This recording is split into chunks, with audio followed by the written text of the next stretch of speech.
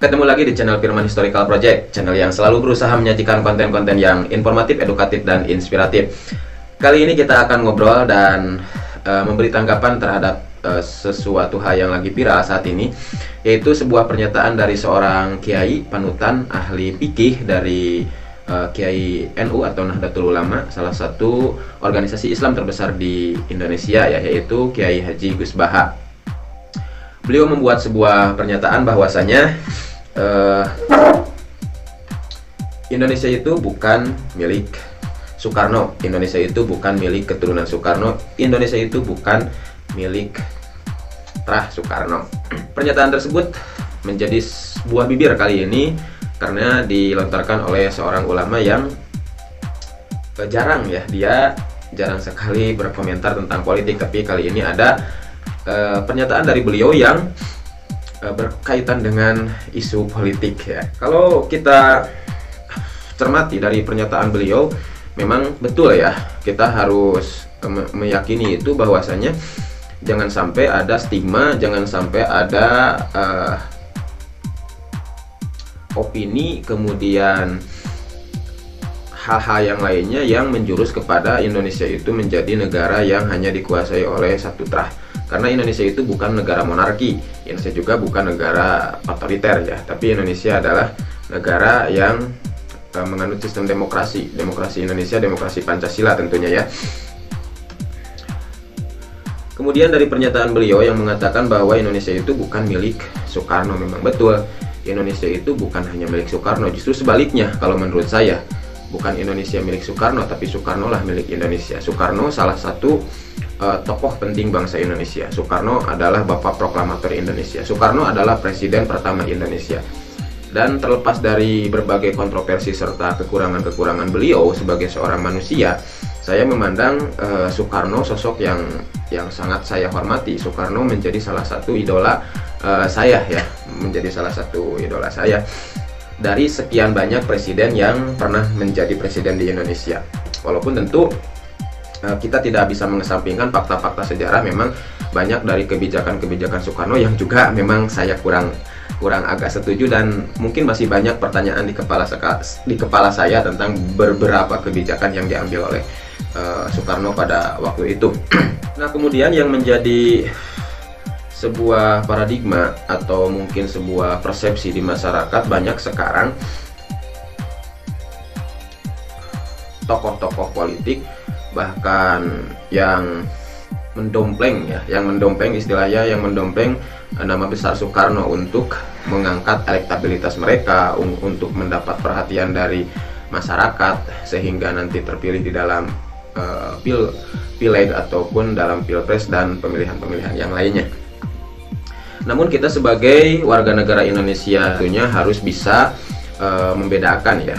Kita harus bisa membedakan, seperti halnya orang Muslim, bukan Islamnya yang salah, tapi banyak manusianya yang tidak mengamalkan syariat-syariat Islam. Bukan Nabi Muhammadnya yang salah, tapi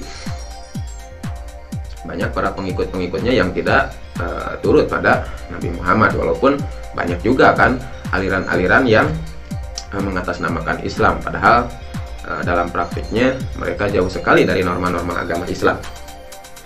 Nah, saya tidak berarti menyamakan antara Soekarno dengan Nabi Muhammad, tidak. Justru saya hanya memberikan sebuah perbandingan saja. Banyak juga kan di kalangan para tokoh-tokoh politik di Indonesia yang mendeklarasikan bahwa dirinya lah pewaris Soekarno, dirinya lah yang mengamalkan ideologi Soekarno dan bla bla bla yang lainnya lah. Tapi padahal jauh sekali gitu kan, jauh sekali. Nah, kita sebagai warga negara Indonesia yang cerdas tentu harus tahu dulu kan ajaran Soekarno itu seperti apa, kemudian kebijakan-kebijakan beliau seperti apa, arah politiknya seperti apa, baru kita bisa menentukan ya apakah yang mendompleng nama besar Soekarno itu betul mengamalkan atau meneruskan perjuangan Soekarno, atau hanya mendompleng saja kan gitu. Jadi kita harus cerdas-cerdas di dalam hal tersebut. Kemudian, apakah pernyataan dari Gus Baha itu keliru? Tentu tidak ya, karena menurut saya memang betul Soekarno itu Indonesia itu bukan hanya milik Soekarno, karena Indonesia merdeka, kemudian Indonesia menjadi sebuah negara yang merdeka. Dari mulai kita berjuang ketika masa penjajahan, baik ketika zaman Belanda ataupun masa Jepang, sampai ke perjuangan mempertahankan kemerdekaan Indonesia, tentu bukan hanya Soekarno seorang kan. Bahkan kalau kita cermati beberapa peristiwa sejarah di masa lalu, justru banyak yang lebih sebelum kemerdekaan, banyak yang lebih berjasa daripada Bung Karno kan, kalau kita ukur dari pengorbanan mereka. Jadi Soekarno itu bukan yang memiliki Indonesia, tapi Indonesia ya yang memiliki Soekarno. Soekarno salah satu putra terbaik bangsa, salah satu, bukan satu-satunya ya. Kemudian jangan menjustifikasi bahwa Indonesia itu milik Soekarno doang gitu kan. Kemudian dalam proses pembentukan pemerintahan Indonesia juga di awal-awal kemerdekaan kan bukan hanya Soekarno kan, banyak sekali tokoh-tokoh yang terlibat, dari mulai perjuangan diplomasi sampai juga perjuangan konfrontasi kan, dari tokoh-tokoh para pejuang pergerakan kemerdekaan Indonesia. Kemudian masalah partai, beliau juga kan, Kiai Haji Gus Baha, mengatakan bahwa Indonesia itu bukan, ya seakan-akan bukan milik, mengisyaratkan ya, bukan hanya milik PDIP kan. Indonesia itu bukan milik PDIP, tapi PDIP salah satu organisasi partai politik yang ada di Indonesia, milik Indonesia, sebagai salah satu partai yang berhak secara konstitusi mengikuti dan memperjuangkan konsep-konsep mereka, tentunya yang sesuai dengan konstitusi Undang-Undang Dasar 45 ya. Dan juga kalau kita runut flashback ke belakang, justru PDIP itu kan dulunya bukan, kalau kita lihat dari garis perkembangannya, menurut saya membaca dari beberapa sumber, bahwa PDIP itu bukan sebuah partai yang meneruskan ideologi Insinyur Soekarno kan. Insinyur Soekarno dulu kan membentuk, bukan hanya Insinyur Soekarno ya, salah satunya Insinyur Soekarno membentuk yang disebut dengan Partai Nasional Indonesia. Partai Nasional Indonesia itu dibentuk ketika sidang PPKI ya, kalau pembentukan setelah kemerdekaan ya, ketika sidang PPKI yang ketiga tanggal 22 Agustus 1945, salah satunya kan dalam hasil sidang tersebut dibentuk Partai Nasional Indonesia ya, setelah Soekarno lengser dan digantikan oleh Jenderal Soeharto kan.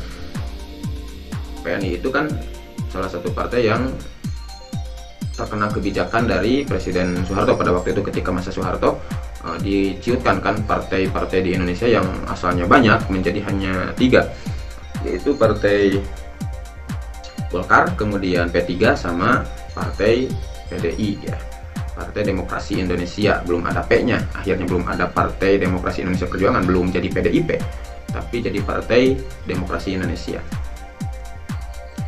Nah kemudian di akhir-akhir masa jabatan Jenderal Soeharto, PDI itu pecah menjadi beberapa partai kan, kemudian PP juga pecah ya, dalam arti pecah tanda kutip ya. Ada yang membentuk partai sendiri, tokoh-tokohnya ada yang menjadi dualisme, ada yang menjadi sengketa, dan yang lainnya. Termasuk Golkar juga kan menjadi tokoh-tokohnya, ada yang mendirikan Hanura, ada yang mendirikan Gerindra, ada yang mendirikan Nasdem, dan yang lainnya. Begitupun PDIP kan, begitupun PDI maksudnya saya ya.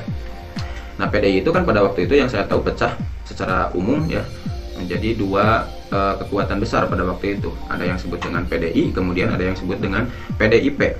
Nah yang disebut dengan PDI itu kemudian diberikan penguat, yaitu PDI Marhaenisme. Kemudian yang lainnya yaitu PDI Perjuangan. PDI Perjuangan di bawah arahan Megawati, kalau PDI Marhaenisme di bawah arahan di luar trah atau keturunan Insinyur Soekarno. Namun secara garis perjuangan kan Soekarno memiliki paham Marhaenisme, bahwasanya yang namanya partai politik semuanya berkedudukan sama di mata hukum negara kita. Jadi tidak ada istilah negara dikuasai oleh satu partai, karena kita tidak menganut sistem komando seperti kebanyakan yang digunakan di negara-negara yang sosialis komunis. Kalau negara-negara yang sosialis komunis kan, atau negara-negara yang otoriter, itu hanya satu partai, seperti di Korea Utara hanya satu partai, di Cina atau Tiongkok juga hanya satu partai, PKC, Partai Komunis Cina. Kalau di negara-negara yang demokratis seperti di Indonesia ataupun di belahan dunia yang lainnya kan kita menganut multi partai. Jadi kalau multi partai artinya semuanya setiap partai yang ada di negara tersebut itu hanya bagian dari kendaraan politik ataupun alat politik untuk menjadi salah satu prasyarat kan kalau di kita sesuai dengan Undang-Undang Dasar 45 untuk mencalonkan menjadi bagian dari kontestasi politik yang akhirnya nanti akan menjadi atau akan menduduki jabatan tertentu sesuai dengan hasil dari pemilihan umum. Ketika seorang kader ataupun seorang anggota partai menjadi pejabat negara, tentu pengabdiannya itu harus 100% untuk negara, bukan untuk partai. Karena ya kata tadi juga, partai itu hanya salah satu bagian dari lembaga politik negara, bukan partai yang menguasai negara. Bahkan juga melabel atau mencas, mengaku-ngaku bahwa sebuah partai yang memiliki negara atau yang menguasai negara. Enggak seperti itu. Jadi ketika ada sebuah kebijakan politik partai yang mungkin secara nyata ataupun yang secara tersirat samar-samar mengarah kepada keinginan untuk menguasai ataupun mendominasi lembaga negara secara politik, ya memang diperbolehkan karena itu adalah sebuah kontestasi. Namun untuk mengklaim bahwa negara Indonesia hanya milik salah satu hanya milik salah satu partai, itu yang tidak diperbolehkan kan. Kalau satu partai ingin menguasai politik sebuah negara melalui jalur konstitusi yang legal, ya itu kan yang diperbolehkan. Dalam artian mereka harus bersaing dengan partai yang lainnya untuk menguasai kekuasaan negara dengan tujuan pada akhirnya ya tujuannya kan Pancasila. Salah satunya ingin menjadikan negara yang lebih kuat, negara yang lebih makmur, negara yang lebih demokratis, negara yang lebih berkeadilan dan masyarakatnya lebih sejahtera. Itu kan tujuannya, bukan sebaliknya. Jadi, intinya adalah bahwa tidak ada satupun partai politik ataupun tokoh siapapun itu yang bisa mengklaim bahwa Indonesia itu milik mereka, tapi justru kita sebagai anak bangsa semuanya di mata hukum sama, semuanya memiliki hak ya politik sesuai dengan batasan-batasannya dengan tujuan yang jelas, dan kita sebagai warga negara, partai politik sebagai aset negara, bukan partai politik yang menguasai negara atau bahkan mengklaim hanya satu-satunya penguasa dari sebuah negara.